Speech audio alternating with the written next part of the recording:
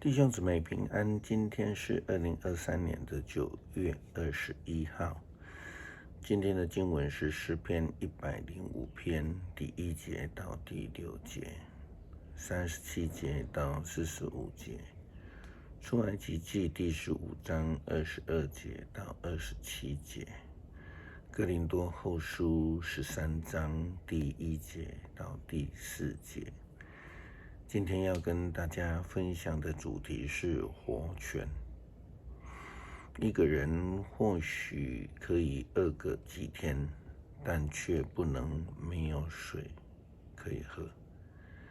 以色列人出发从这个埃及到了旷野的时候，竟然在舒尔的旷野找不到水源可以喝。又在马拉的时候，他们遇到的水是苦的，不能够喝。对于以色列人而言，他们当然会认为上帝给他们开了一个很大的玩笑，因此他们就是跟摩西向上帝来埋怨。圣经的这样的记载，后来摩西领以色列人民离开了红海，来到舒尔旷野，在旷野中连走3天，找不到水喝。他们后来到了马拉，在那里的水是苦的，不能喝。为了这个缘故，那地方才叫做马拉。人民向摩西埋怨，问他：我们要喝什么？摩西恳切地在上主面前祈求，上主只是给他一块木头，他把木头扔进水里，水就成为可以喝的水。上主在那里颁给他们律例典章，并在那里考验他们。遵守我的命令，我就不用那惩罚埃及人的疾病惩罚你们，我是医治你们的上主。下一站，他们到了以琳，那里有12股泉水和70株棕树，他们就在那里水边扎营。正如同耶稣基督的门徒们一样，门徒在加利利海的船上，他们遇到了大风浪，他们专注在风浪以及危险之中。可是因为这样子，他们就大喊说：主啊，要死了！因为他们认为耶稣基督是睡着了。出埃及的以色列人抱怨上帝说：我们喝什么？或许我们用另外一个角度，类似门徒们所说的：快渴死了，摩西你的上帝在哪里？上帝就吩咐摩西这样做，他说：上主只是给他一块木头，他就把木头扔进水里，水就成了可喝的水，就这么简单。就如同耶稣基督，他起来斥责风浪，风浪就平静了。上帝可以给人水喝，也可以赐给人食物吃，但是重点在于以色列人是否能够遵循上帝的诫命。因为圣经告诉我们，上主在那里颁给他们律例典章，并在那里来考验他们。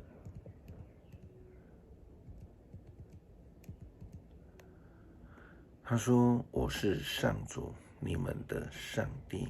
如果你们服从我，做我认为正的事，遵守我的命令，我就不用那惩罚埃及人的疾病来惩罚你们。我是医治你们的上主。人的苦难其实就是要让人们学习如何来依靠上帝，如何愿意来寻求上帝。而在苦难当中，就是人们学习回转举目向上帝的一个机会。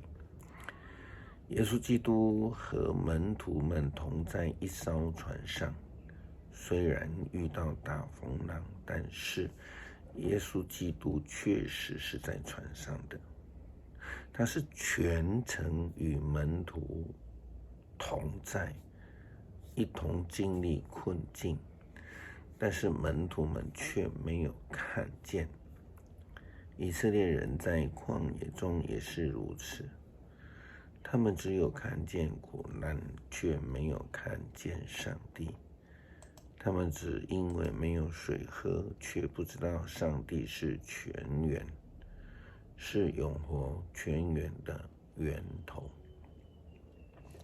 哥林多教会不合一的问题极为严重，彼此控告的事情也发生在当中。今天的经文这样记载，保罗说：“这是我第3次来访问你们。”圣经上说过，任何控告的都必须要2个或3个证人才能成立。那些从前犯过罪和其余的事的人，我在第2次访问你们的时候已经警告过了。现在我不在你们那里，再次警告你们，下次我过去的时候，我一定不宽容他们。因为哥林多教会信徒是软弱，他们被罪被恨所胜过，他们不愿意被基督的恩典改变，他们没有活出得胜的生命，就如同在旷野的以色列人一样，如同在船上的门徒们一样，他们眼目只有困境，定睛在风浪上，却不是靠着上帝的大能与上帝同活。他们的生命只聚焦在食物、水源这些人际关系的问题上，却不定睛在生命的病，上帝的活水泉。保罗说：“你们会有你们所要的凭据，可证明基督在借着我说话。基督对付你们的时候，并不是软弱的，相反的，他在你们当中显出能力。虽然他在软弱中被钉死在十字架上，可是靠着上帝的能力，他仍然活着。我们也跟他连接，也成为软弱，但是为了你们的益处，我们要靠着上帝的大能，跟他一同活着。上帝所赐的，就如同是活泉水一样的生命，它永留在我们的内心，使我们能够得救，使我们的生命得以被改变。基督徒不应当只聚焦在自己的想法、自己的需要、自己的坚持、自己的情绪，应当努力学习顺服上帝，如同上帝交代出埃及的以色列人一样，要领受他所赐的活泉水，活出美好的见证。诗篇105篇第1节到第6节，37节到45节，你们要感谢上主，宣扬他的伟大，要向万国述说他的作为。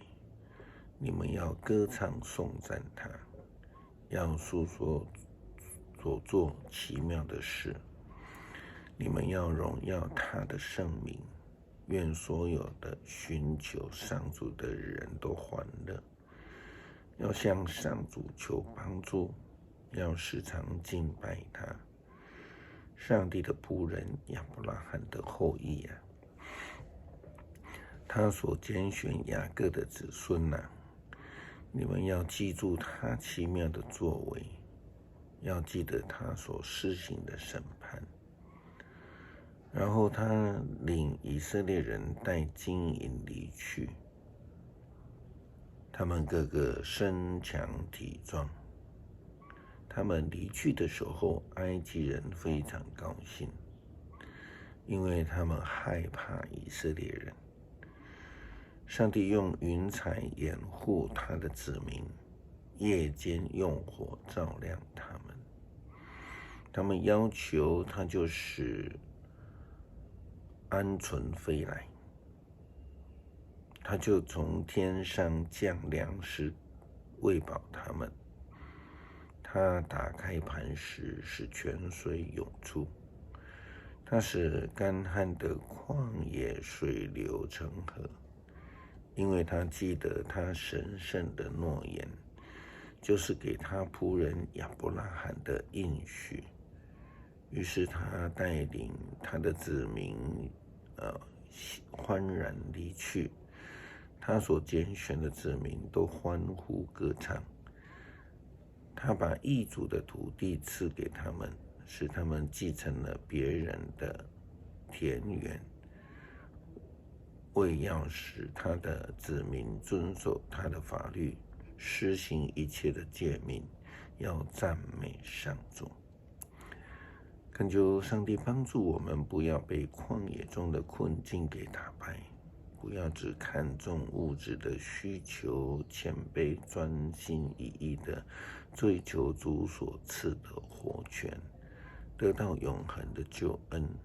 祷告奉主耶稣基督圣名求，阿们。